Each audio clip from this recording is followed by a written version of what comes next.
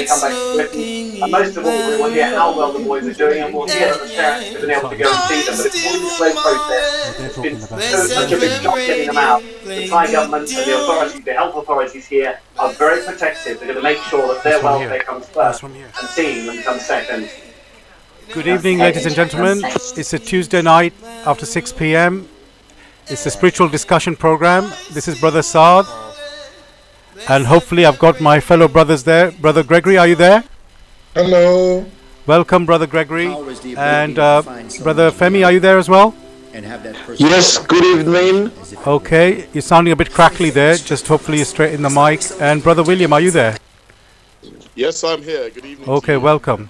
Welcome. They're just going on. Thank you. Audio only. So, dear listeners, welcome to the show. It's the spiritual discussion program. The aim of the show is to introduce you to the Grail message in the light of truth by Abrushin. And we have a topic for discussion every week. The topic for tonight is wrong courses. So, we'd love you to join us with any questions and comments. I'm going to give you the number in a moment, but first of all, I'm going to introduce my colleagues, and we're going to start from that. So, Brother Gregory, I'd like to ask you first. Brother Gregory, where are you joining us from tonight, and how is the weather where you are? Well, it's a bit on the cold side now, but not too cold in Brussels, Belgium. Okay, that's very good. And Brother Femi, where are you, please? And how's the weather where you are? Before I answer that question, there seems to be some background chit-chat going on in the studio. So if I'm right, it would be nice if that can stop. I'm in London. It's a pleasant summer evening. Thank you. Thank you, Brother Femi. I'm going to sort this out in a second. And Brother William, please tell us where you are and how's the weather where you are. Yes, I'm in Plymouth. It's been a beautiful day here. Slightly overcast now, and the temperatures are beginning to come down. So, but a beautiful day all the same. Brilliant. Thank you for that. And I'm here, Brother Sard, in the studio in London. It's really sunny and bright and hot as well. So thank you, listeners, for joining us tonight. As I said, the aim of the show is to introduce you to the Grail message in the light of truth by Abrushin.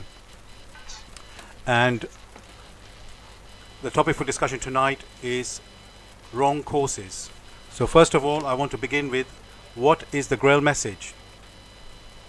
The Grail message in the light of truth by Abrushin is a spiritual knowledge of life. It offers an explanation of the world, a picture of creation on the basis of natural laws.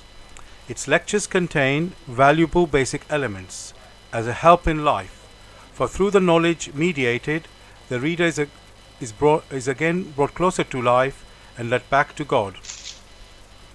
The Grail message deals with important fundamental questions of life by explaining in a clear and logical way the automatic working of the laws of nature, the whole weaving of creation, allowing every process to be recognized and thereby the purpose of our whole life. It is directed at the individual and speaks to the innate experiences of the human being and their strengths and weaknesses. Thus, every reader has the opportunity to discover through the intuitive perception if what is stated is the truth. Combining with matter-of-fact reasoning, a complete world picture arises, where there is no separation between the visible world and the great world beyond the five senses, nor any separation between scientific and religious striving for knowledge. I would like to give you a couple of quotes from the author of the Grail message, Abrushin. The hearer and reader of my lectures should always work within himself, keenly probing and building bridges from one lecture to the other, as well as out into the great and small world happenings. Only then will he be able to understand the Grail message and find that it gradually shapes itself into one complete whole, without leaving any gaps. Again and again, in all the happenings, the reader will come back to the basic features. He can explain everything without having to change even one single sentence. The word of the Grail message lives, so that it permits only those people who really carry the honest desire in their souls to find abundantly. All else is automatically rejected by it. For the arrogant and those who seek superficially, the message will remain the book with the 7 seals. And I like to give you another quote from the author. I wish to fill the gaps which have so far always remained unanswered in the souls of men, and which never leave any serious thinker in peace if he earnestly seeks for the truth. So dear listeners, just to remind you again, the topic for tonight is wrong courses, and you're welcome to join us with your questions or comments. The number to contact us is 079, this is in UK, 079 444 31366. You can call, text or use WhatsApp.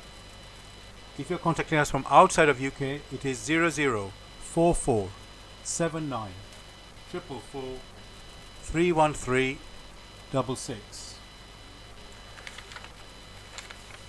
I'm going to start with my first question to Brother Gregory. Brother Gregory, you know the topic for tonight is wrong courses, and it implies that this is a path or a journey. So I just want to first of all investigate that. So my first question to you is, Brother Gregory, is life a journey? Thanks. I'll repeat the question. Is life a journey? One would say, to some extent, it's a journey, or experiencing is a journey, but not life itself. So, but the products of life, that means we as human spirits journey through creation, since we are in constant movement, and motion being imperative means we must be coming from somewhere and going somewhere. In that case, it is a journey. Not a journey just for its own sake, but a journey for a specific purpose, to experience and come to maturity. Thank you, Brother Gregory. So, we've established, yes, when we talk about life here, it's talking about, in this particular discussion, we will talk about human life. But of course, the word life itself is obviously much wider than that. So, yeah, so the German journey I was referring to is really for the human life. So, yes, so that is a journey. So, continuing with that, Brother Gregory. So, a journey, again, it implies there's a beginning and there's an end. So is that the case for us as well? And maybe you can shed more light about that as well. The best example one can use is the art of breathing, in which one inhales and then whatever one has taken it, one makes use of it and then exhales. That is some form of motion. And being a type of motion is cyclical motion, or something goes in cycles. Yes, there will be cycles, and the cycle has a beginning and an end. The cycle does not go on forever. That means no end. Whatever has no beginning will not have an end. Since we are human spirits, we have a beginning and therefore a purpose. Once that is achieved, the cycle will be completed. Just like a seed which is sown in the soil. It doesn't remain in the soil forever, but we need to germinate, bear fruits, and when it has completed its cycle, it will maybe throw out its current form in order to evolve to something better. So that's how one will put it for now. Thanks a lot for that, Brother Gregory. So I'm going to move on to Brother William now. You know, again, going back to the topic for tonight, wrong courses. We just started to look at the courses or the journey. And of course, if we use the word wrong, it implies that there is something right as, you know, as the opposite of wrong. So I wanted to just explore something else in regard to wrong. So when we use the word wrong, Brother William, what about things like, you know, when we make a mistake in our life or a decision, you know, or something unintentionally happens, you could say in quotes, innocent mistake or accidental, would you consider that as something wrong as well, or not? That's to Brother William. Yes, thank you very much for the question, and once again, welcome listeners, and thank you for joining us today. Now, your question is just trying to be clear about it. You're trying to ask what perhaps what the concept of wrong means, and whether if someone makes an accidental mistake, it is what are the consequences? I'm not sure I've understood your question correctly. Yeah, at this moment I don't want to go into the consequences, but just to define, yes, let's start with wrong. What would be considered wrong? What the concept of wrong? And then after we establish that, maybe then we can probably look at a mistake. So let's look at what is wrong, because let's look at what that means. Yeah. Thank you very much. That's easier for me to think about now. So essentially, let's think about it within the context of what we're discussing, or the context of the discussion today, because when we're talking about the wrong courses, you know, what that implies is that we've taken the wrong road. You know, you started by asking whether life is a journey. So if we talk about a journey, then that means that perhaps wrong in the way means you've taken the wrong road. You know, so we're not on the right course. If you're looking at it in the form of a journey that we've embarked on by train, again, you know, we've derailed in some ways. So we're not on the track we should be.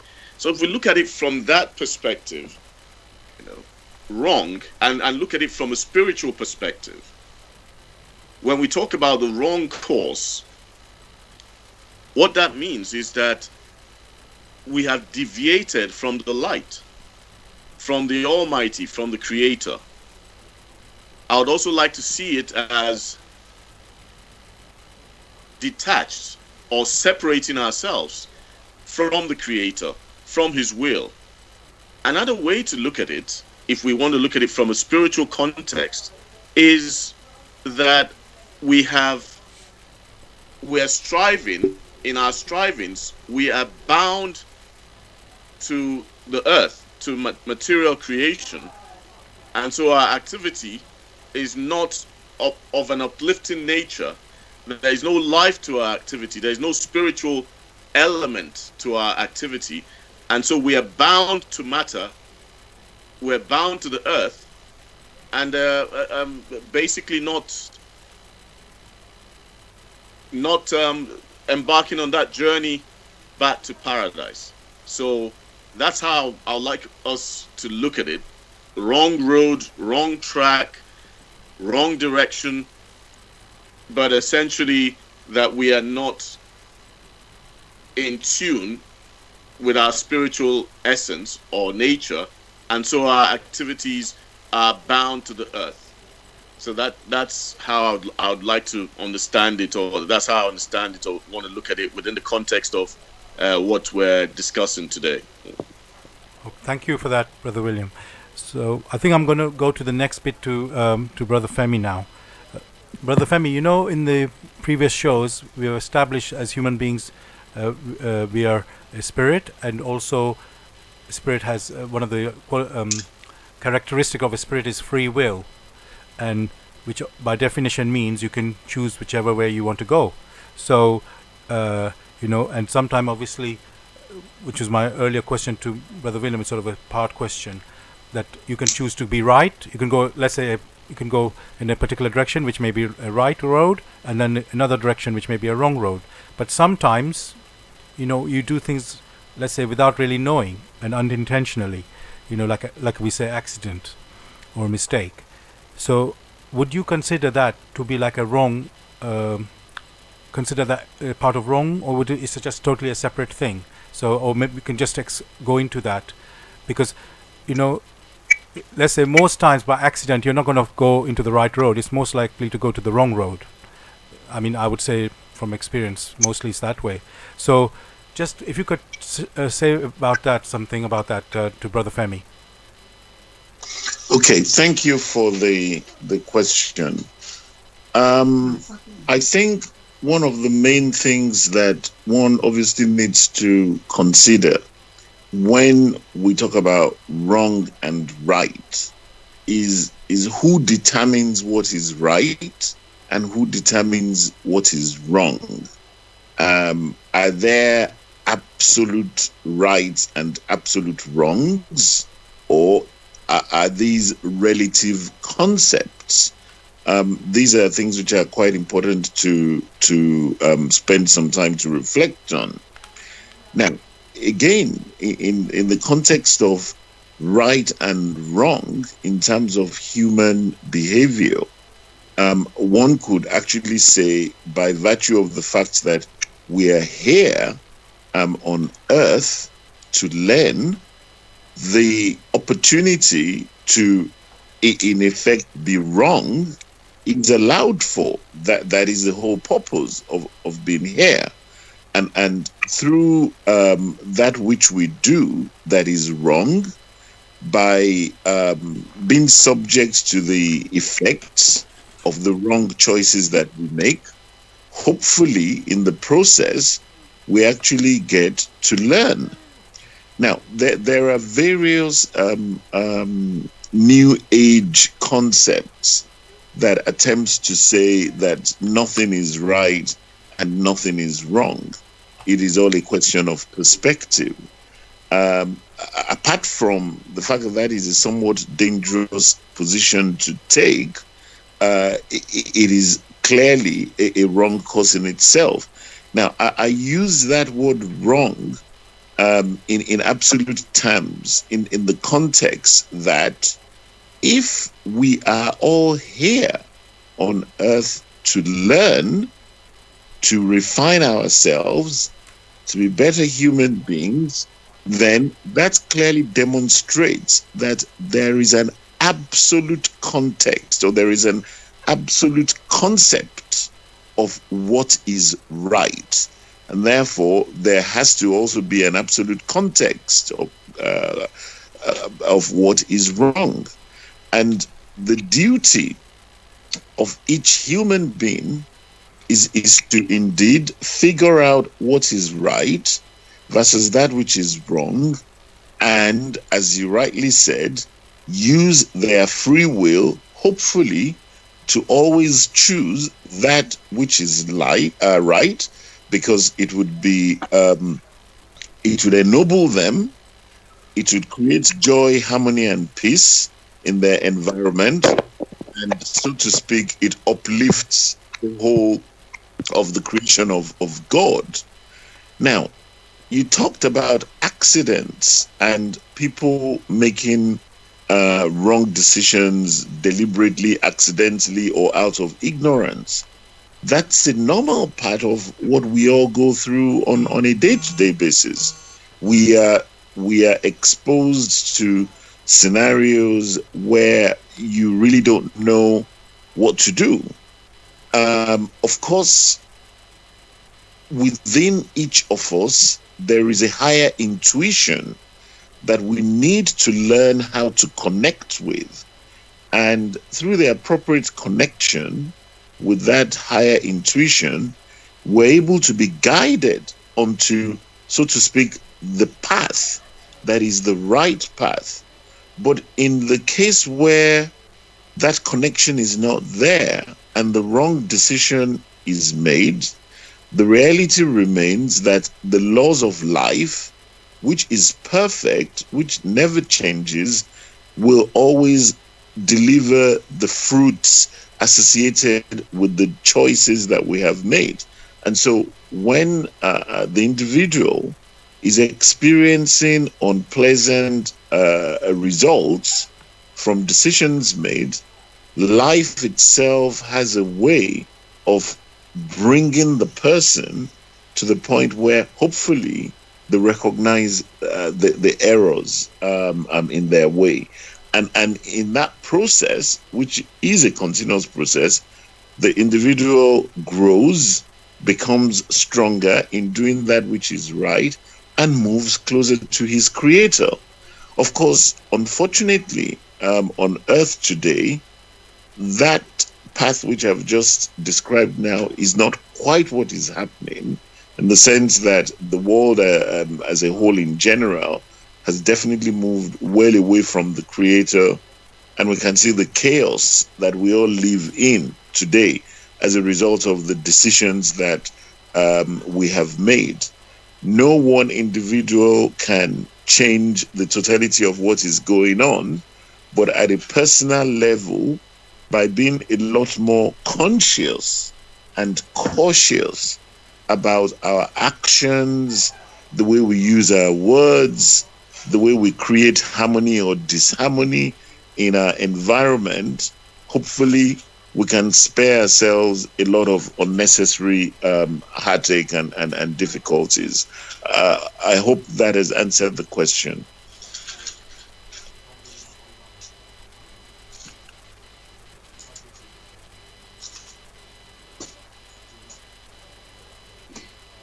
Hello?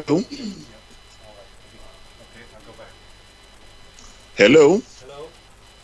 Thank you, Brother Femi. Thanks for that. I'm sorry, I was just checking something. Just to let you know, apparently we are not broadcasting on blessedradio.org at the moment. It's just YouTube only. The streaming is not working on blessedradio.org at the moment.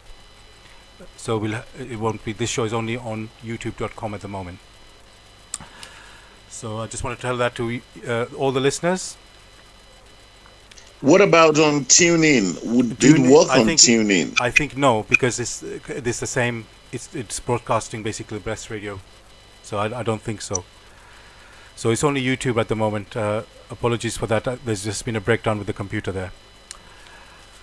Okay. Okay.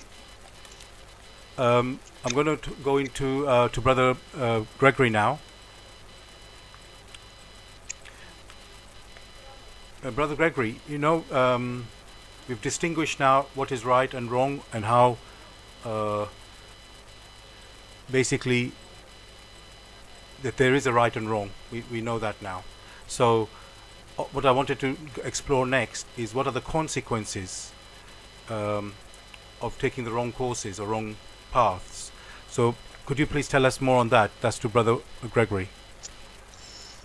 Thanks for that particular question. I personally would like to add a bit more to the so-called right or the so-called wrong. Okay, please do that, yes. Because you mentioned that there are absolute right and wrong and something of that nature. One would want to consider all this in the concept of a language. Very clearly, it is the concepts that we hold deep within us that either block the paths or open the paths in our strivings. Therefore, when we harbor the wrong concepts, certain channels are blocked because we have the wrong concept. We are unable to improve on what we need to do. In the concept of a language, either you need to learn the language and know how to express yourself amongst your co-inhabitants on this earth or not. If you learn the language which creation or nature speaks to you, you are able to adjust. In that case, you are on the right path, is the right course.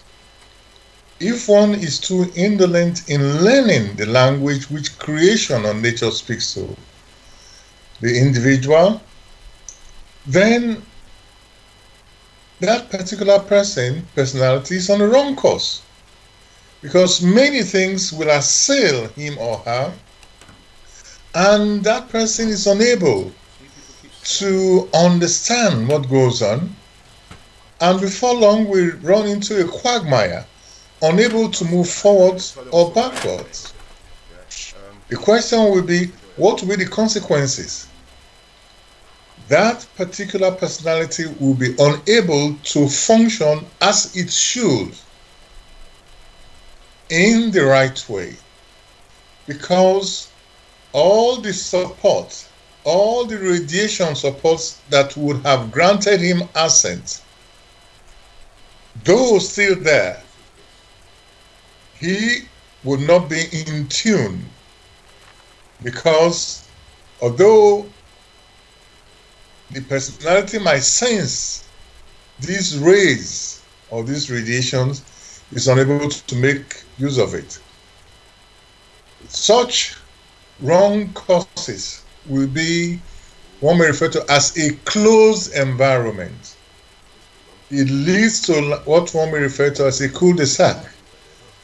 And so much energy will be dissipated, going around in circles, until along the line, through terrible suffering, one is able to tear away from the wrong attitude or from the wrong course, hopefully, and then move forward. The consequences are manifold, for that particular personality is unable to make use of that which is his or her due. Thank you. Thank you, Brother Gregory. Dear listeners, you're listening to the Tuesday night spiritual discussion program, 6 p.m. to 8 p.m. The aim of the show is to introduce you to the spiritual work in the light of truth, the Grail message by Abdrushin. And if you want to find out more about the Grail message or get a copy for yourself, you can go to this website, which is www.grailmessage.com. I'm going to spell that, www.grail, G-R-A-I-L, message, M-E-S-S-A-G-E.com. And the topic for discussion for tonight's show is wrong courses. So if you want to join us with any questions or comments, the number to contact us here in UK, it is 079 444 313 66. I'll repeat that. You can call 079 444 313 66. You can call, text or use WhatsApp, and if you're outside of UK, it is 0044 79 444 313 66. Brother William, I've got a question for you now. Could you give some examples of, wrong courses or wrong paths, that we can, that we might fall into? So that's to Brother William. Okay. Yeah. Yes. Thank you for that. The question. Now, one of the things that I was hoping to do today over the course of this conversation, and I think perhaps it will be the right time to do that, is to basically mention that if we're saying, like I mentioned earlier, that humanity have taken the wrong road, the wrong track, again building on that concept, the wrong we're at the wrong, we're on the wrong path. I think it would be helpful to trace where the problem started, because that would throw a little light on what we're trying to talk about today. Where did this problem come from? Where did we go wrong? How did it start? And I think in trying to do that, we have to look at what we have come to know as the fall of man. You know. So, first of all, it is important to remind ourselves that we are essentially human spirits, human spiritual beings who have embarked on a journey from our origin, the paradise of the human spirit, to develop and mature here in material creation, because this provides us, or provides the seed or the germ, the spirit germ, the opportunity for that growth, maturity, fruition, to become that full spiritual personality. So we're essentially spiritual beings. So where did it go wrong? Again, there's a very interesting passage in the Bible that talks about it, when it mentions about that warning to humanity in the story of Adam and Eve, where it warns us about eating of the tree of knowledge of good and evil. And he warned us that the day you eat of that, the apple of that tree, is the day you die. And when we're talking about death in that sense, I think it's important to note that we're talking about spiritual death, the loss of our ego, true ego, our personality, is the day you die. That's how it's mentioned. So the fall of man talks about the fact that we find ourselves in material creation, and we have been endowed with a brain, or the frontal brain, that is there to help us to organize ourselves, the tasks, planning, calculation, all the inventions and all the things that are associated with it. And one of the products of this brain is the intellect. So this intellect, which is supposed to be a tool of the spirit, which is supposed to be under the control of the spirit, but just to facilitate our lives here, we have now over-cultivated this intellect. And what do I mean by over-cultivated the intellect? We have basically transgressed, in the sense that there has been a transposition of function, that the intellect itself has now subjugated the spirit, that has now suppressed the spirit, has now choked off the spirit, which should be the master. And so the spirit has become dormant, has become inactive. And we human spirits have left all the decision making to this intellect. And we must understand that the intellect, by virtue of its origin, is limited to time and space, is limited to matter. It cannot go beyond matter. So when the intellect chokes off the spirit, which is our link to the luminous realms, or the luminous, the heights, or to where we've come from, invariably that means that we cut ourselves off from our source, and more importantly, we cut ourselves off from the Almighty. So that is where humanity started to go wrong, the fall of man. So it's very important for us to know where we have gone wrong, because as long as our activities are channeled, towards the earthly, which is what the intellect wants to do, then we've lost our sense of direction. we've lost our sense of purpose, because everything that the intellect does in terms of its activity is geared just towards the earth. And we're not just here to live just as earthlings or earthly beings. No, that's not the purpose. So once we understand where we've gone wrong, then we have to understand that we have to make things right. And making things right means that eventually the spirit, which is our very essence, has to assume its rightful position. And the voice of the spirit within us is the intuition. So we've been endowed with that intuition, and the intuition has to become more active, has to assume its rightful position. Because when we are guided by the intuition, like my fellow panelists mentioned earlier, then we're guided through the luminous heights. And so we would essentially do what is right. Okay.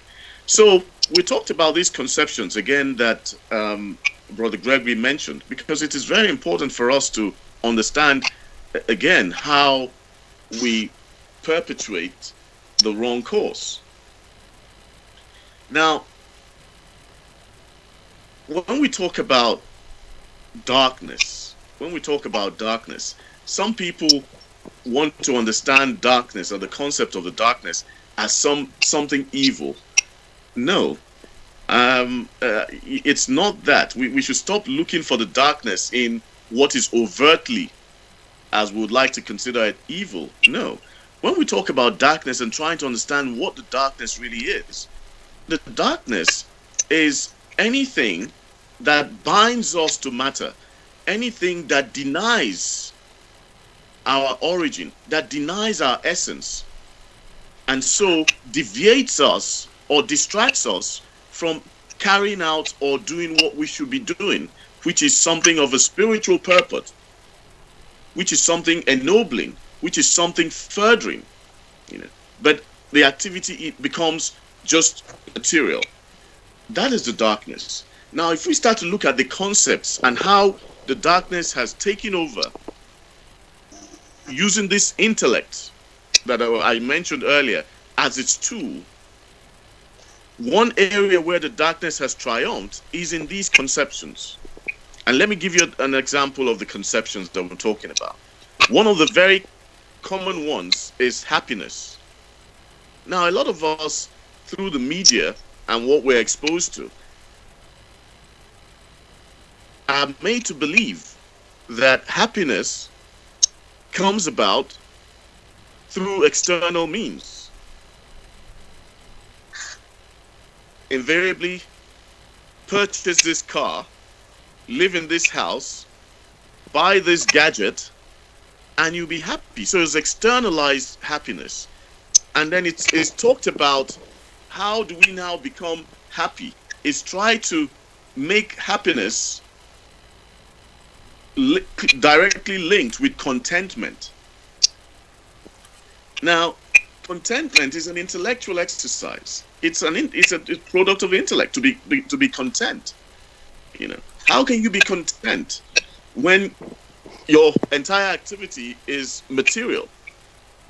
The spirit will be restless. In fact, from time to time, you hear examples of people saying, for instance, I've acquired all these things. I have all these activities. I have all these gadgets. I have so much money. Why? But I still don't feel. I feel something is amiss. I feel something is wrong somewhere. I don't feel content.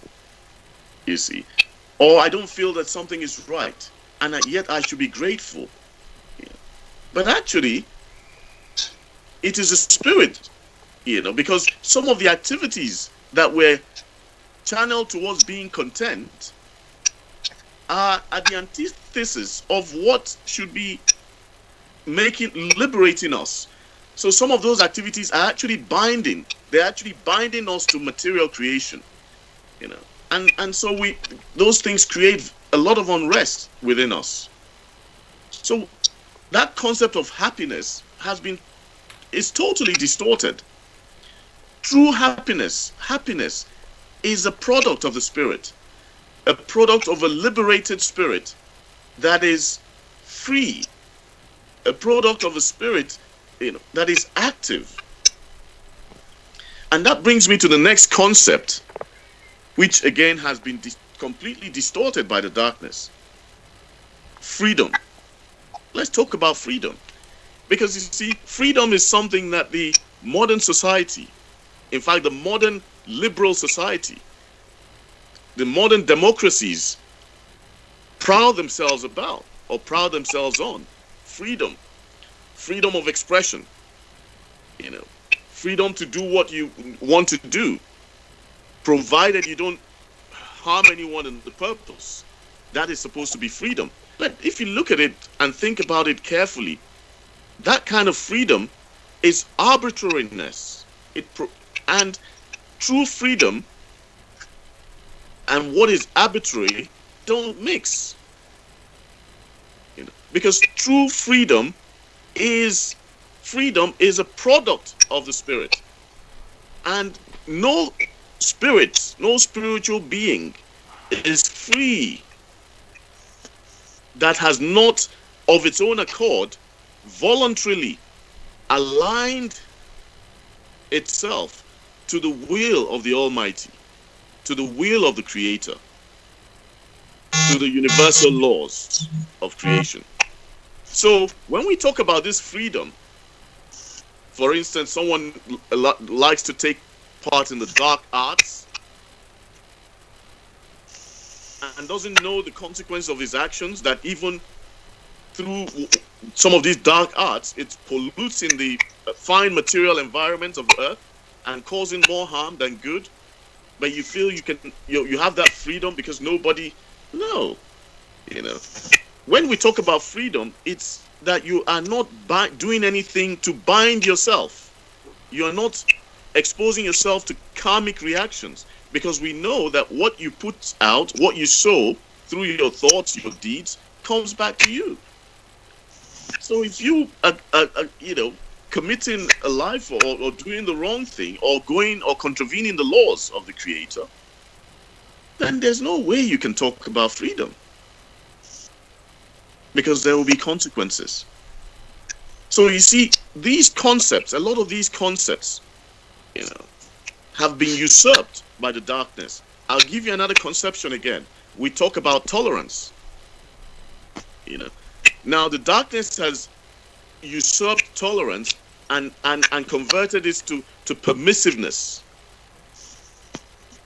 But tolerance, when we talk about tolerance for your neighbor, what that actually means is basically to disregard the faults of your neighbor. But also deeply, it also means that actually when you actually see those faults that irk you in your neighbor, it's an indication for an initial reflection or introspection, because those faults are very likely to be in you, even to a greater degree. And so that in itself, telling you to tolerate, be more tolerant, in a way it's a blessing, because those things that are disturbing you about your neighbor, you bear those faults too. And so by that, you should learn. But he's not telling you to be permissive. He's not telling you to be indulgent.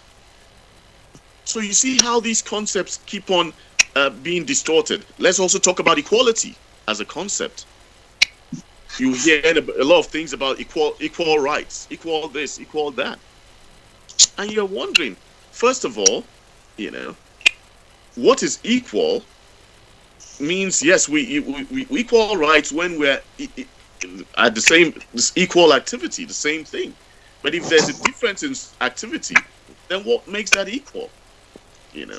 So all these rights, all these distortions in these concepts, which again my fellow panelists talked about, bind us to matter, because they are just self-serving, they promote vanity, and they are against our spiritual growth.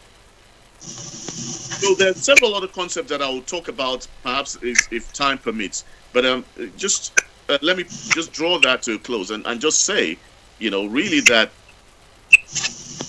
there is only one truth. There is only one truth.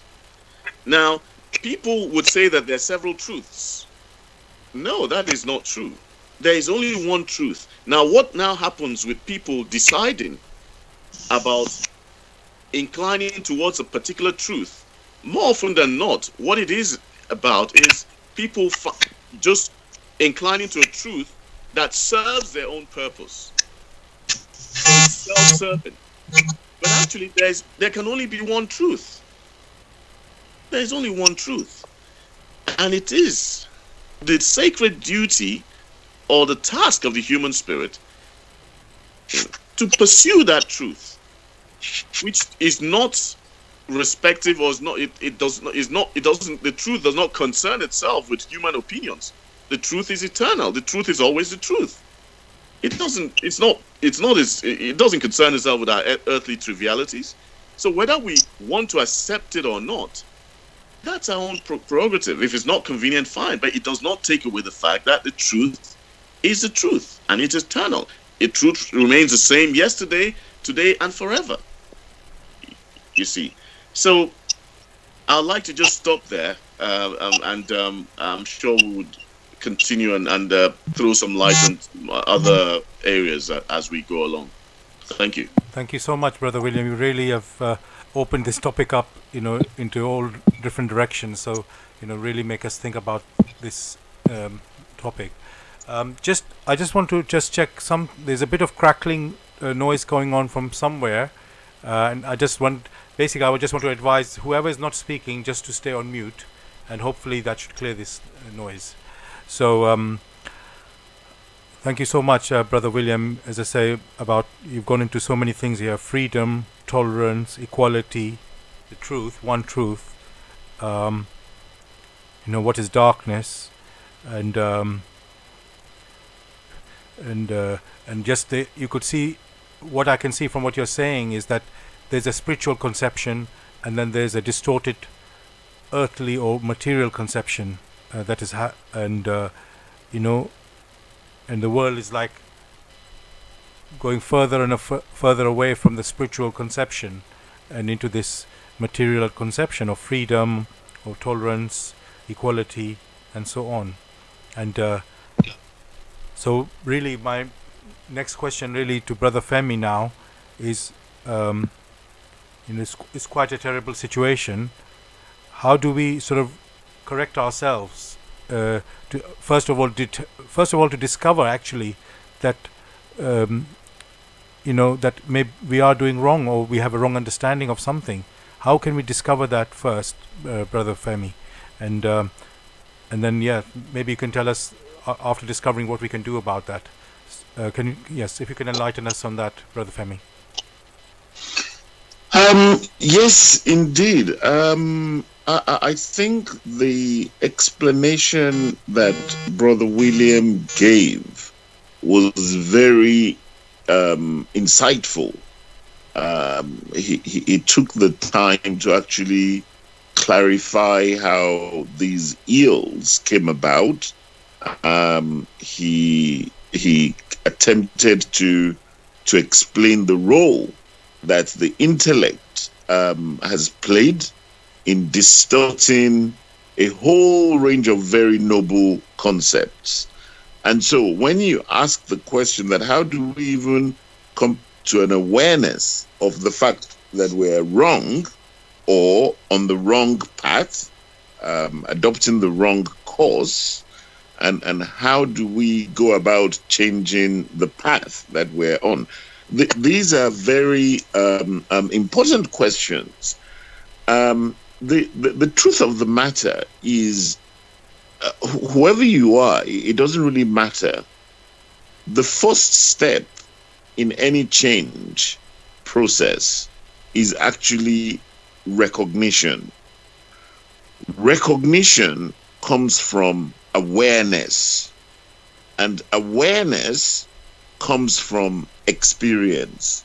And so, just to give an example, which Brother William touched upon, this concept of happiness, without a shadow of doubt, we're all clear that in the world that we live in today, the vast majority of humans associate happiness with lack of financial want.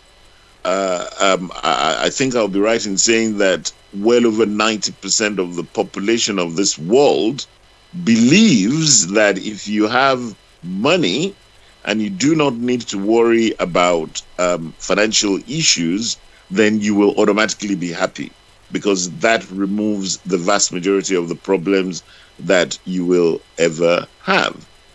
And unfortunately, this is not true, as multi-billionaires can confirm.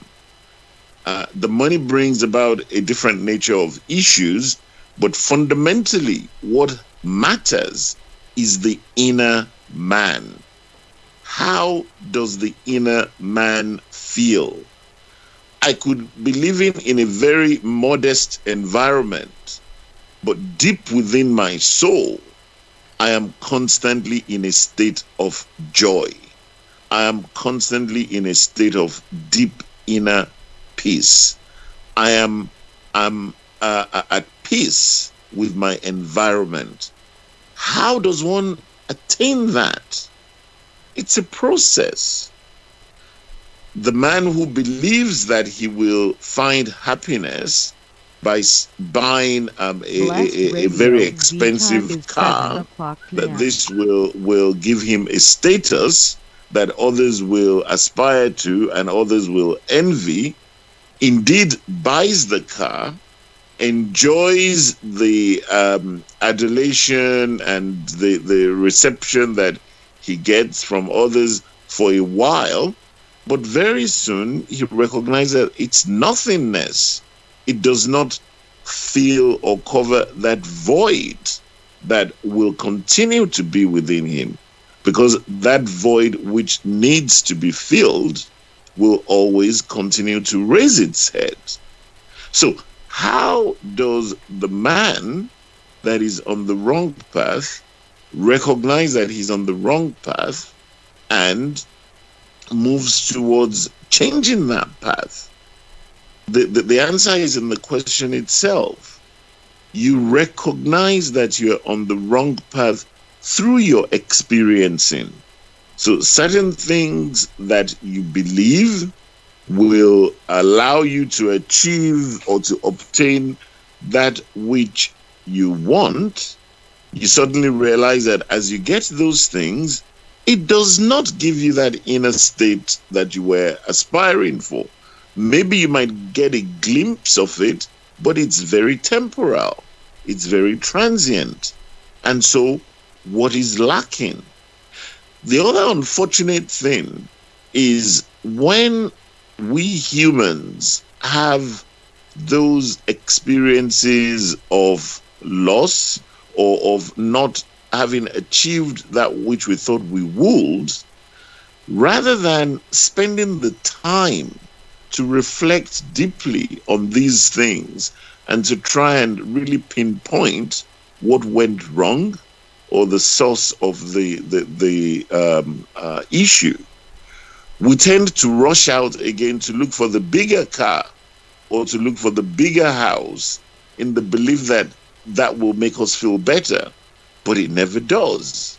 So one very important and useful quality that could help in this journey is the need for introspection. It is useful at the end of each day, spend a few minutes, reflect on your day. What were the challenges that you had to overcome today? What were the high points that you had during the course of the day? What could you have learned from them? What are the things that caused you great disturbance? What were the things that gave you much happiness? What can you do to enforce and to increase the source of that which gives you real inner joy, and diminish that which you know is of no benefit to you? When one begins to spend a bit more time on reflecting on your life experiences in a useful and constructive way, not wallowing in the depths of depression and thinking about how bad things are for you. But when you start positively looking at your scenario and looking at what you can do to make the most of where you find yourself, then help will come to you. But as I said earlier on, unfortunately, most people don't even get to that stage where they begin to look at the positiveness in the scenarios that they find themselves in and trying to work out how to move to a better state in tune, in sync with their inner man. Your inner being will never lead you astray. It will always guide you aright. Do you know when your inner being is communicating with you? This again is another task that we must address. It is difficult. Well, actually, it's not so difficult, but because of the dross that we have wrapped around ourselves, it makes it more difficult than it ought to be. But with genuineness, with a clear, direct prayer for help, the help will come. Not overnight, but through demonstrating consistency, the determination that you really do wish to break out of the mundane stalemate that most people find themselves in, the help will come. So like I've said, just to summarize, it is essential that from time to time, ideally on a daily basis, we take out time to reflect on our day and to absorb the experiences and try and understand what these experiences are trying to communicate to us. You know, some of my colleagues have spoken about the language of the Lord. The Lord is not going to come down from heaven to speak to us directly in words. The way he communicates to us is through the experiences that are put on our way. Of course, those experiences are the repercussions or the after effects of the exercise of our free will. And so, indeed, we have actually brought those experiences about. And through living in the results of those experiences, we are meant to learn. If you do not take the time to reflect on what your life is telling you at any point in time, how can you really learn? And if you do not learn, how can you progress? And so, to wrap up on the answer, how do you know that you are on the wrong path? You will know through a genuine effort to sense your inner man, through a review of what life is bringing your way for you to experience, and through your recognizing that help is always around you. If you make the effort to ask for help from life in the right way, the help will come your way. Thank you. Thank you, Brother Femi. I just wanted to I've got a different question for Brother Gregory, and but I'm still thinking about what you have said there, Brother Femi, because it's like it makes you think of, what we can do about this situation that we are in, but I think I will continue with my other question. So, Brother Gregory, Brother William mentioned that there is just one truth, but we know there are many teachings out there, all claiming to be the truth. And yes, we are aware there's distortions have happened over time in the teachings, so we know that there's an issue like that. But they all still claim to be the truth. And so my question really is, if there's just the one path, as we are saying, there's only one path for salvation, or one path of human development and salvation, then how do we know which one is the truth? And because they're all claiming, all these different beliefs, you can say, they claim that they're the one. So can you help us with that, Brother Gregory? Well, it's very imperative that because we have such a plethora of many who claim to have the truth or whatever, that whatever comes our way or whatever we get involved with, we must first examine very carefully whatever we wish to take within us. However, it must be known that there is always a reference point or a reference framework. No one can deny that there are no laws of nature, for they themselves came through these laws of nature. Or one can put it in a more general form that there are no laws in creation, because through the laws of creation, nature came into being. And through nature, we have come here to experience. Before man arrived on this earth had always existed. Before the earth existed, the sun and other celestial bodies were there. Of course, it is right to say that there must be a framework, and it is this framework which is a reference framework that any must utilize.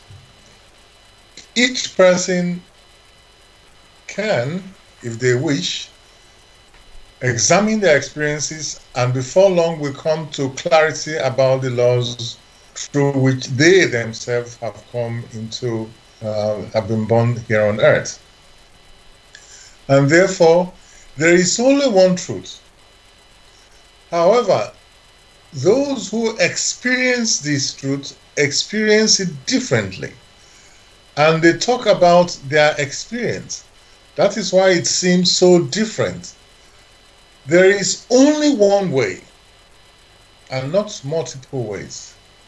The only one way is the unconditional fulfillment of the laws of nature, through which each creature or each personality came into being. Once there is fulfillment or harmonious fulfillment of the laws through which they came into being, then they are able to make progress. We had used the concept of language. Once man is able to understand the laws or the language which is spoken through nature, then he or she is able to adjust itself and make progress. If, however, it is too indolent to do that, then it's unable to make progress, and whatever is supposed to help him, he, through his ignorance and stupidity, will even oppose those rays which is supposed to assist him to maturity. So, from this simple analogy, one can find that either we strive to understand the work of creation or the language which creation speaks to us, or not. What many a religion have talked about are only samples or only descriptions to different maturing groups, such that they can understand what happens.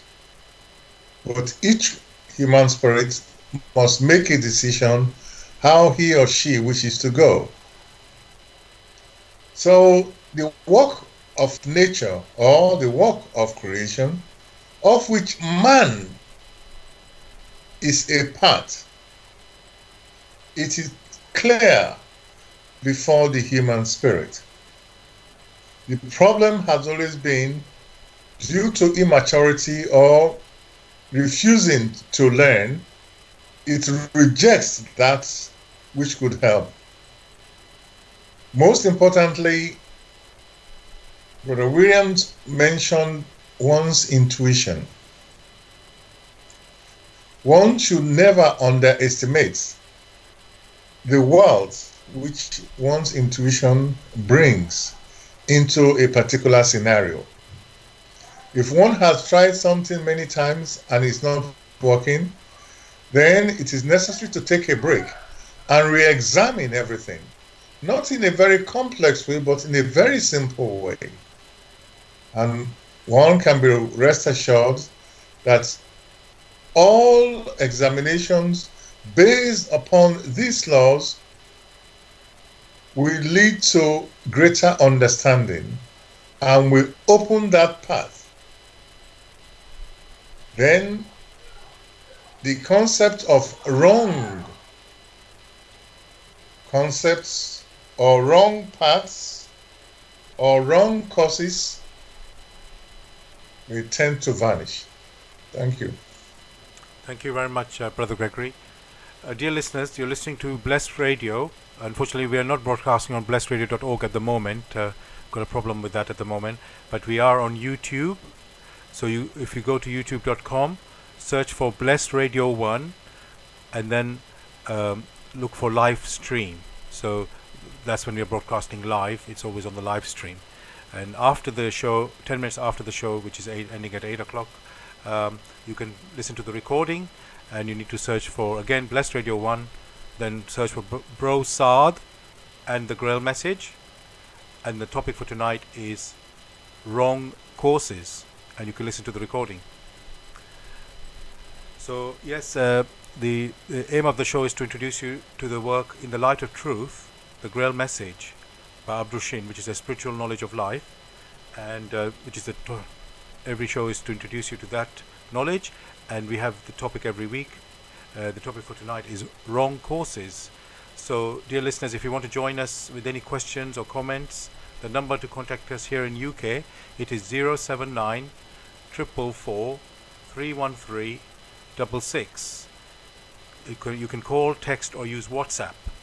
And if you're contacting us from outside of UK, it is 0044 79 444 313 66. Brother William, I just wanted to... Yes. Yes, go... Okay. I just wanted... Yeah. I'm just thinking about this question, exactly how to go about it. So... well, let me ask this first, and then I'll come up with the question exactly what I want to ask. So, Brother Gregory, you mentioned about that there are laws, and then we have our intuition as well. So, Brother William, could you just tell us more about these laws?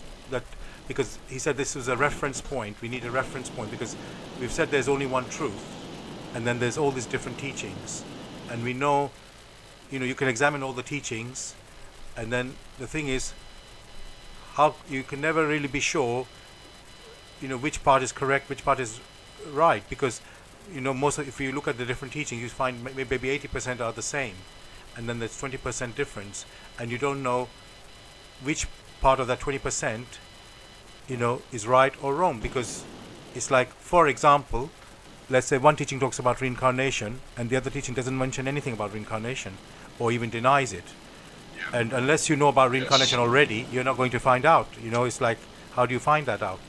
Or it could be, let's use that as an example. But so basically, if you can talk a bit more about the laws, and then I'll come up with a further question.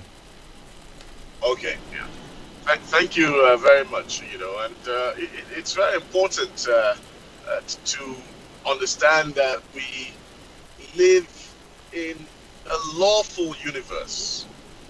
You see, we live in a universe that has just not, there's an order, there's a certain order to the universe. So it's very important to understand this order. Now, some people would like to see life, human existence on Earth as a kind of game. Okay? Now, if we want to even look at it as a game, I think it's fair to say that there are rules to every game. Imagine, for instance, I mean, the World Cup is going on at the moment, and we're all glued to our television sets, following there are 2 players on the field with the aim of scoring, outscoring the other. So there are very strict rules to this game. Now imagine if it was just a free-for-all. Just do whatever you can to put the ball inside the net. What do you think will happen? It will be chaos, anarchy on the field. So there are rules to the game, okay? So if you want to look at it within that context, now it is the duty of man who is participating in the game of life to understand the rules of the game. And there are several reasons why you must understand the rules of the game. One is that if you understand the rules, you avoid getting hurt. Because the law is a respecter of no one. The law is the law. The law is incorruptible. The law is adamant. Whether you know it or not is not relevant. The law is the law. It's not arbitrary. So what are the important thing is to know the law, right? To understand this rule so that you don't get hurt. That's one of the functions of knowing the knowledge, having that knowledge about the law. Then the second function is that when you understand the rules, when you understand or know the laws, then you can use it to your advantage. Because that's the beauty of it. That when you understand the rules of the game, when you understand the laws of the Creator, the laws of life, then you can put it to your advantage. So what are these laws? Because these laws that we're talking about are a clear manifestation of the will of the Almighty. That is how the Almighty speaks to us. That is His will. And there are several laws, but there are 3 basic laws that interweave and pervade our existence. The first law that I'd like to talk about is the law of cause and effect. And what does that mean? That where there is an effect, there would have been a cause. One of the best descriptions of this law was given by Christ when he stated that whatsoever a man soweth, that shall he reap. He didn't say may, he didn't say can, that shall he reap. So the question for us human spirits, the question for us should be, in what ways do I sow?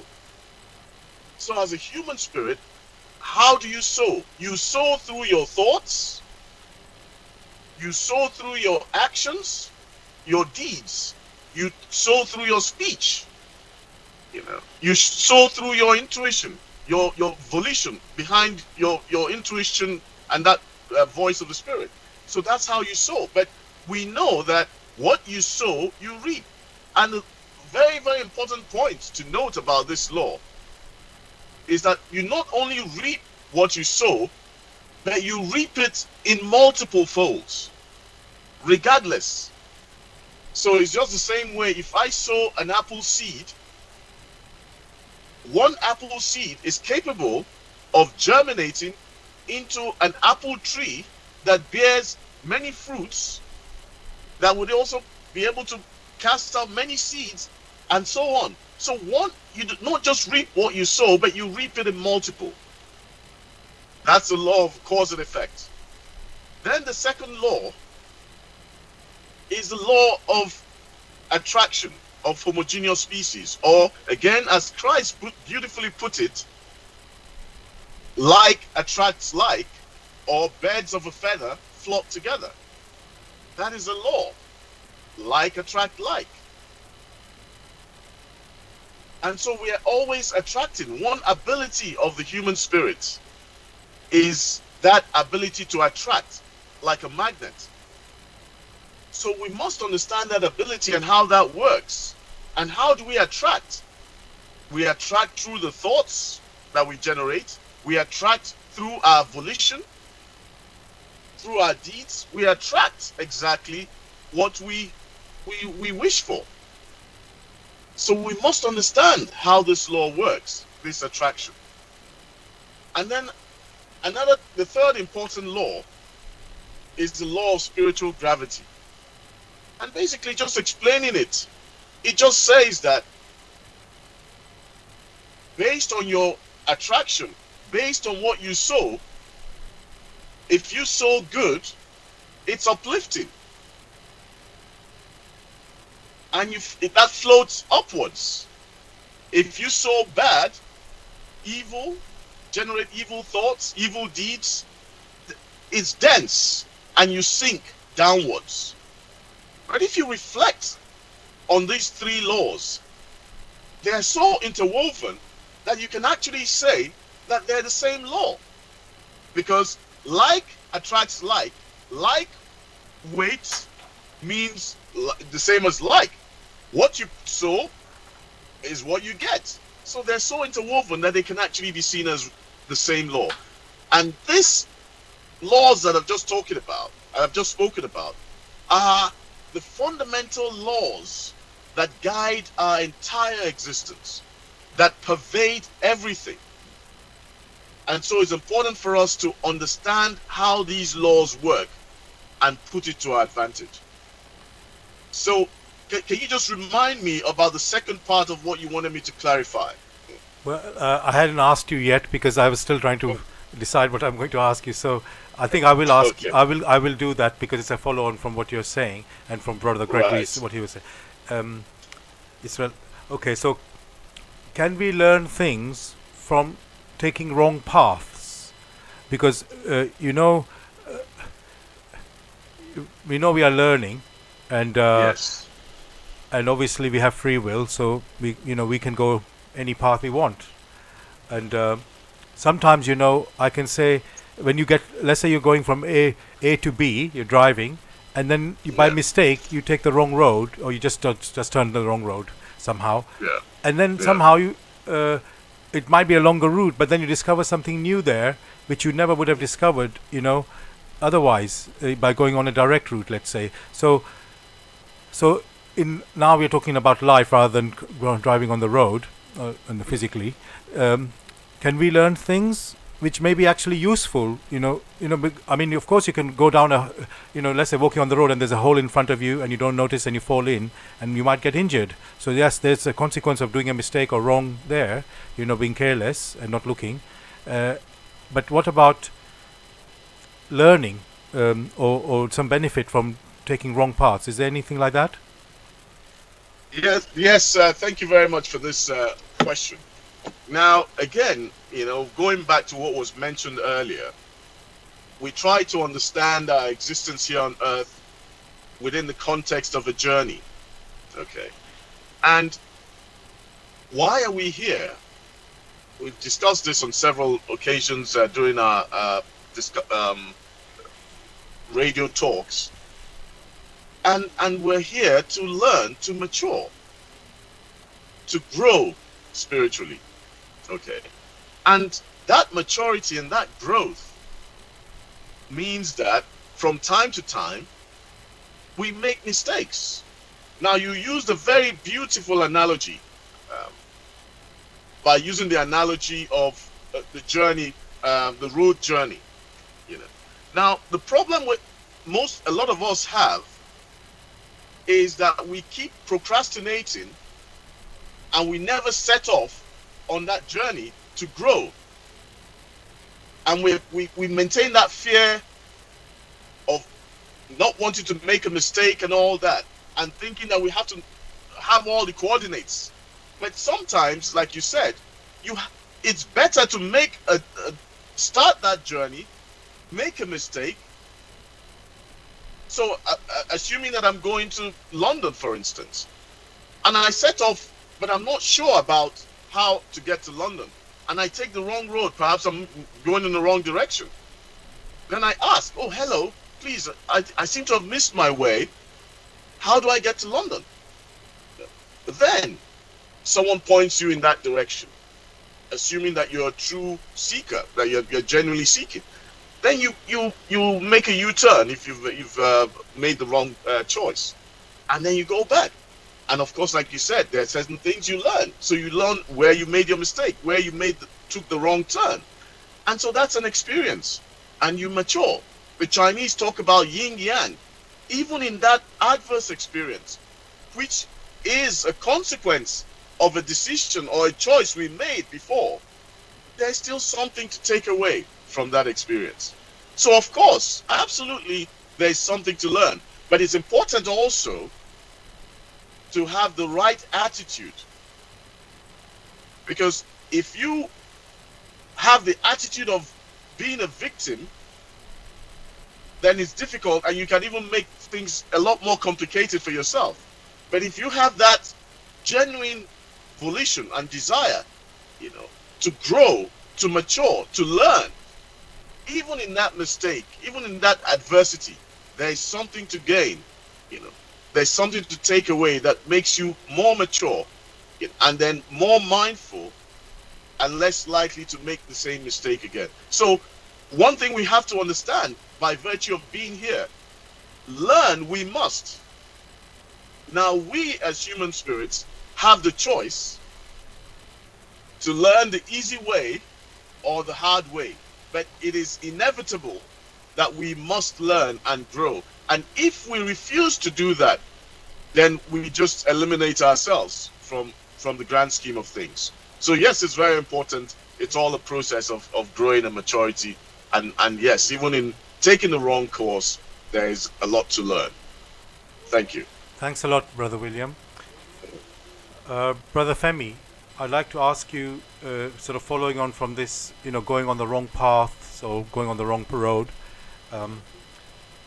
is it possible that we could run out of time? It could be too late to turn back when we, let's say, get old or something like that. Yeah, is there a possibility of not? I mean, Brother William is saying is we have to learn, or we'll get we will be forced to learn, or we get eliminated. So is there like a too late then that we may not have enough time? Thank you for the question. Yes, it's quite fascinating actually how these programs that we run build on each other. Because a few weeks back we had the theme on the final judgment. What exactly is the final judgment? What do we understand by it? And one of the things which was clearly explained during that presentation was the concept of an allotted time, a period that had been given to us human spirits by our Creator to develop and to become fully matured in this part of creation, so that we can ultimately become real spiritual entities that are adding real value to His creation, and we thereby become pleasing guests in His creation. Unfortunately, of course, we know what we have substantially done. So when the question is asked, could we run out of time? The reality actually is we have already run out of time. The fact that we continue to exist now is as a result of the grace of the Creator, the love of the Creator. That is what sustains us today. But unfortunately, we still continue in our old ways. We continue to take things for granted. We continue to abuse the privileges that we have been given. The reality is the vast majority don't even recognize that being alive at all is actually a privilege. It is not our right. And with the privilege goes certain duties that we must fulfill. And one of the most fundamental ones is actually the need to understand how our Creator communicates with us. And so, could we run out of time? We have run out of time. We are living in a period of grace, which is not going to last forever. So the concept of spiritual death or eternal damnation is a very real one. And my suggestion, therefore, would be for those who know that they do not wish to face such an eventuality, it is time to wake up. It is time to start working hard on understanding why you are here. What is it all about? And one of the best ways of helping yourself actively and vigorously with clarity and with such a sharp logical sequence that gives absolute clarity in the concepts and in the principles that lies behind life, both as we know it and real life, is clearly explained in the Grail message. I would like to suggest to the listeners to do themselves a great favor, examine this work and make of it what you can. Thank you. Thank you, Brother Femi, for that. I want to ask my colleagues, is there anything they would like to read from the Grail message for the listeners? You know, with regard to our topic tonight is wrong courses. So is anything, anybody wants to share that?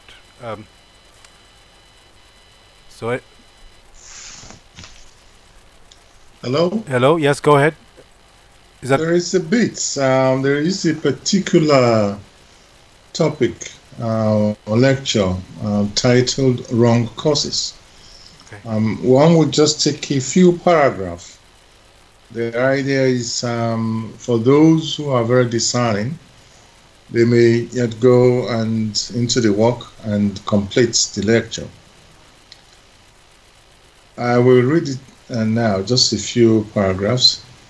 With few exceptions, mankind labor under a boundless delusion which is fatal for them. God has no need to run after them and beg them to believe in his existence. Nor are his servants sent out forever to admonish people on no account to turn away from him. This would be absurd. To think and expect such thing is a dishonoring and debasing to the sublime Godhead. This erroneous conception causes great harm. It is fostered by the behavior of many truly earnest pastors who, out of real love for God and men, try again and again to convert people who turn only to material things, to convince them and win them over to the truth. All this only tends immeasurably to increase man's conceit in regards to his importance, of which there is more than enough already, and in the end really to place many under the delusion that they must be begged to strive for what is good. This is also the cause of the strange attitude of the majority of all believers, whose example is more often a deterrent than an inspiration. Thousands upon thousands feel a certain inner satisfaction and exaltation in the consciousness that they believe in God, and they expect and they utter their prayers with such earnestness as they are capable of bringing up, and they do not intentionally harm their neighbors. I will stop there because there's so much, and for many who are capable to try to examine this work and these statements. Thank you. Thank you so much, Brother Gregory. Dear listeners, if you are interested to find out more about the Grail message or get a copy for yourself, you can go to this website, which is www.grailmessage.com. I'm going to spell that. www.grail, G-R-A-I-L, message, M-E-S-S-A-G-E.com. And of course there are other websites too, but we know you can get it from this one. So just to remind you listeners, the topic tonight is wrong courses. So if you want to, and also unfortunately we are not able to broadcast on the blessedradio.org website tonight, having some problem there. So just you can listen to us on youtube.com. So go to www.youtube.com. Yes. Okay. And when you go to youtube.com, you need to search for Bless Radio 1 and then live stream. And so you'll see while we are broadcasting live, you can listen on live stream. And after the show, 10 minutes after the show, you can hear the recording. Then you look after that again. You look for Bless Radio 1, and then Bro Sard, B-R-O, Bro Sard, and the Grail message. And the topic for tonight is wrong courses. So that it'll be titled like that. So again, and also if you want to join us with any questions or comments, the number to contact us here in UK is 079 444 313 66. You can call, text or use WhatsApp. That's 079 444 313 66. And if you're outside of UK, it's 0044 79 444 313 66. Brother Gregory, I have a question for you now. In what you were reading, they talked about prayer. So, can prayer save us?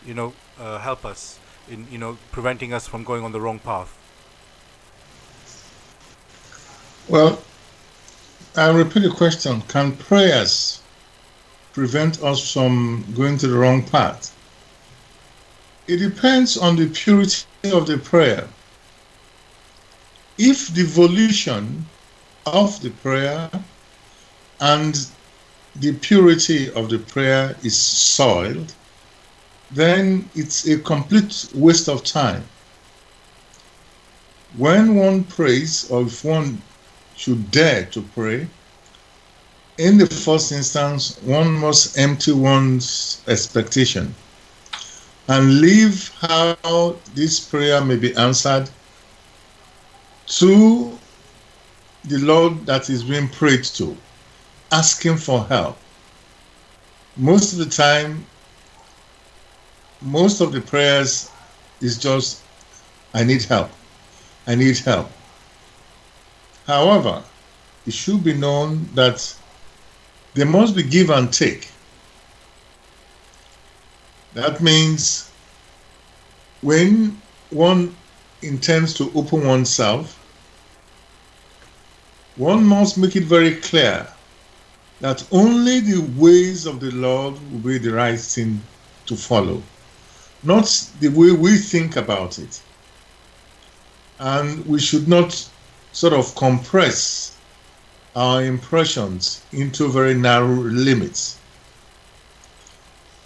The paths to prayer and what one must do, that example has been well given in the Lord's Prayer, which makes it very clear how man should dare to pray if they wish to pray at all. So prayer could be helpful if it is done in purity and simplicity. Else it's made very complicated and it's a complete and utter waste of time and energy. So should one pray, one should ask oneself what one needs. So instead of asking for something simple, when you start making 1,000,000 requests, which 1,000,000 requests tend to contradict themselves, then it's no use, because it's like a house which is destroying itself. So prayer can help on the conditions that this prayer swing unconditionally within the will of the Almighty. Thank you, Brother Gray. Just a little bit more on that, because you said this prayer has to fit with the laws of God, and not our own wishes. So how can we make sure the wish, what sort of help are we can we ask for, which is like, let's say, answered in the way it should be answered, not like, obviously if somebody just needs, people are, let's say, some daily need, there could be just food or something like that, and or it could be something silly like I want a car, or something, let's say, a bit more superficial. And then there can be also like an emergency, some need like that, and or should it be even deeper than that, that really to help in our spiritual journey, like I need clarity about some concepts, for example, you have said there are many teachings out there, but there's only one truth, and sometimes we didn't explore that, but for example, one teaching might be saying that there's reincarnation, and the other teaching is either not mentioning it or denying it. So, and maybe we need to have a prayer for that, or help in that. So I'm asking so much in this question, but I just want to ask Brother Gregory, how do we, what could be really a genuine prayer? Is it about, how can we make sure that this prayer is really answered and not, just something casual? Let me say something casual. It is best to take a particular scenario. Imagine when threads of fate hit you very hard, and to such an extent as you're unable to even stand up, and you cry out for help, and you live out how the help might come to you. Such a prayer, the intellect is not involved, because the spirit is austere, and it passes straight, it rises up, for you are crying out for help.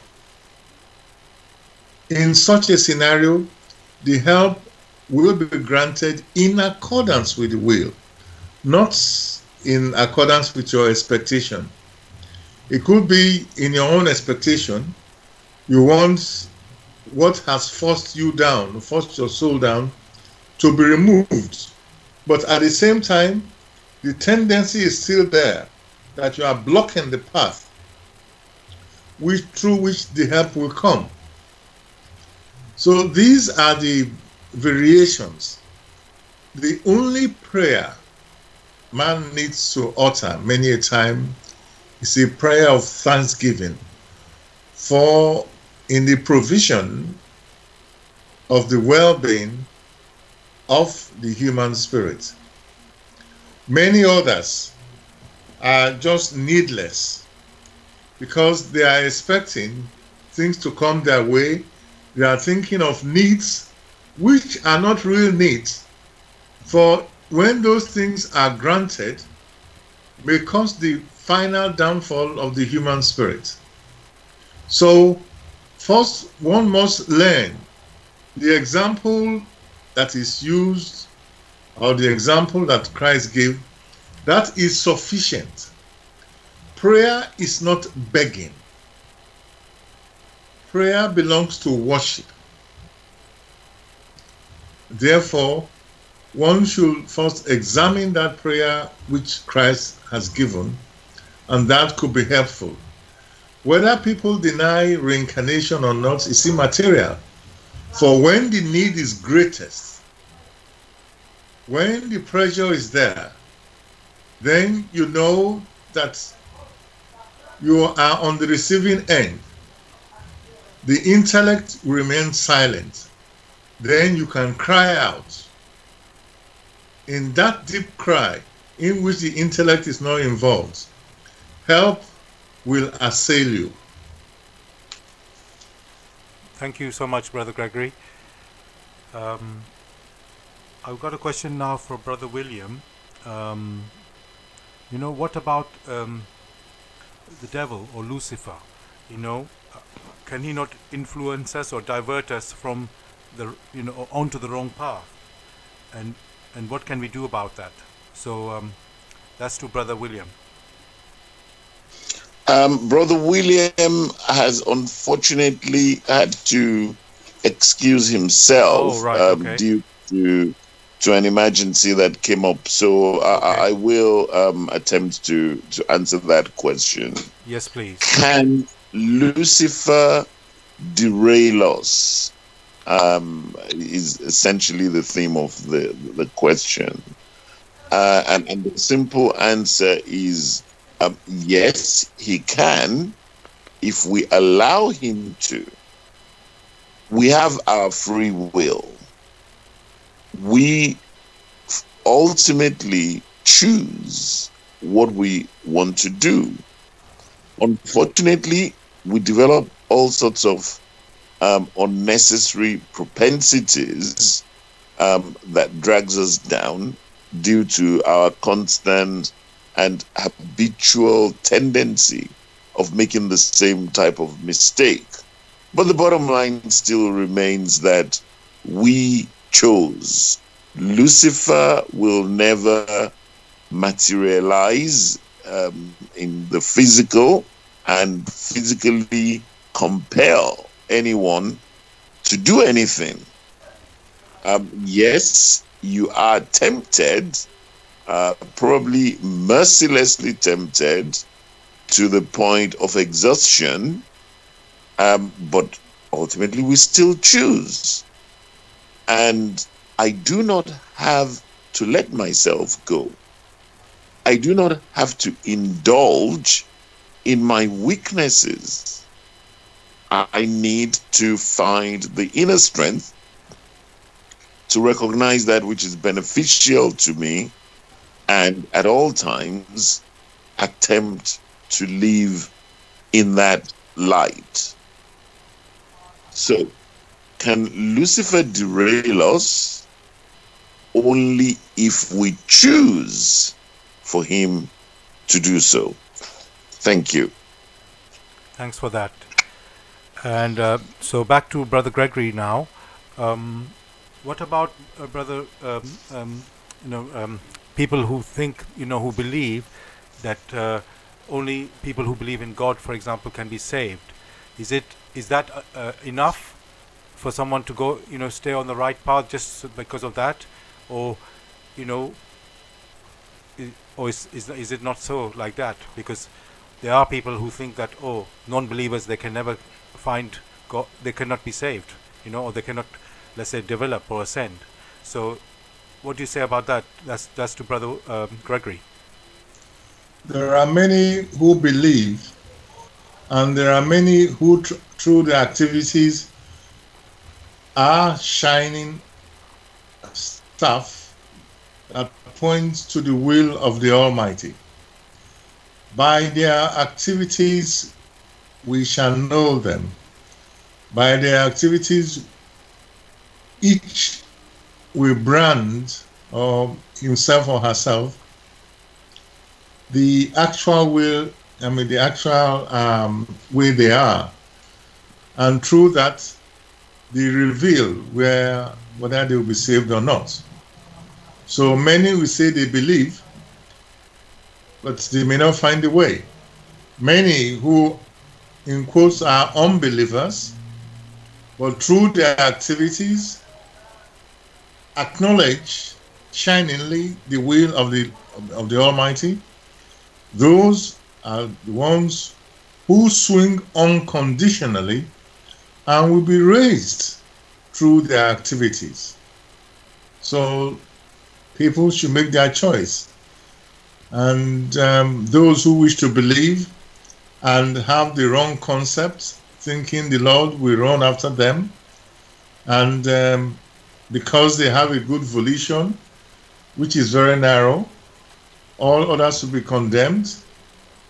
That is also a wish, and that is also a belief. It is the deeds that count.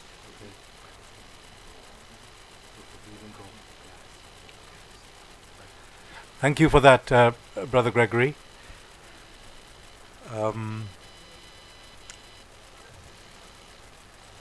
I want to go to Brother Femi now.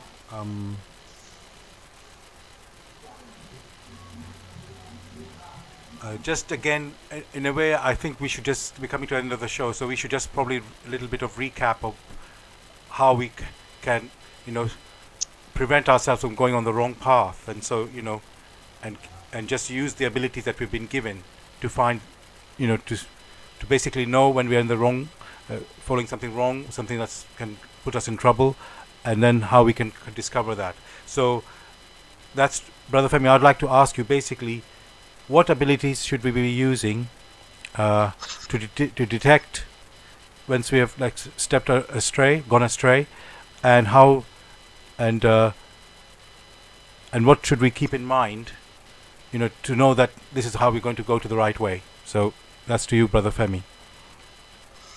Okay, thank you. I think we've actually touched on all this earlier on today, but like you said, this is a recap. I think the most important thing is we need to find the strength to be honest with ourselves, to have the ability to reflect on our life and ask that simple question: am I truly pleased with who I am, with the way my life unfolds before me? If the answer is no, and I believe this should be the case for a majority of people, then that clearly demonstrates that something is missing. What is missing? Could it be that you actually do not understand the purpose of your life? Perhaps you do not understand how your Creator communicates with you or what He wants from you. Effort needs to be put into coming to a clearer understanding of these things and of what is expected from you. How do you ensure you do not follow the wrong course? By being extremely alert, by acquiring knowledge, by understanding your place in creation, by understanding what you have to do to rise within creation. It sounds like a lot of things that is expected, but in reality, it's actually quite simple. And it all boils down to understanding the laws of life and making every effort to live within the framework that has been set up for us human spirits. By examining the Grail message, no doubt the listener will find lots of extremely useful pointers that can guide them to the place where they desire to be. And I would suggest that our listeners should make that effort to examine this work. Thank you. Thank you very much, Brother Femi. We have really come up to the end of our show. So thank you, listeners, for joining us tonight. I'm just going to ask my colleagues if there's anything they'd like to share to say goodbye. So I'll go to Brother Gregory first. Anything you'd like to say, Brother Gregory? I wish everybody well, and also the strength to examine this work. Thank you. Thank you. And Brother Femi? Nothing more from me for today. I think we've said what needs to be said. Wishing everyone a pleasant evening. Thank you. So, dear listeners, next week we'll be back. Brother Reiner should be back next week. At this moment I don't know yet, but I might be. Brother Femi might be covering for me next week to present the show. So you'll find out when you come next week. So the topic for next week is Antichrist. So you can send your questions for that when we start next Tuesday. So thank you, listeners, for listening to us.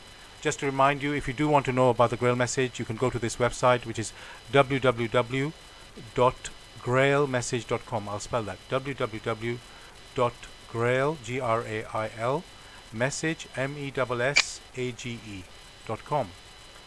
So I wish everybody a great week, and God bless. And I want to welcome Brother Sayom. He's here next. How are you doing, Brother Sayom? Well, thank you very much, Brother Sard. Yes, I will be right after you with my show, Spirit True Reality.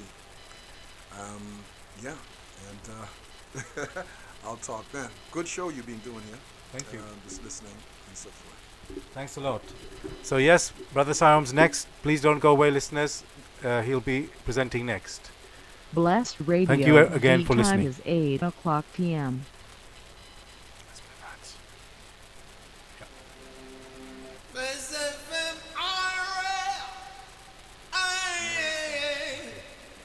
Cigarette smoking in my room.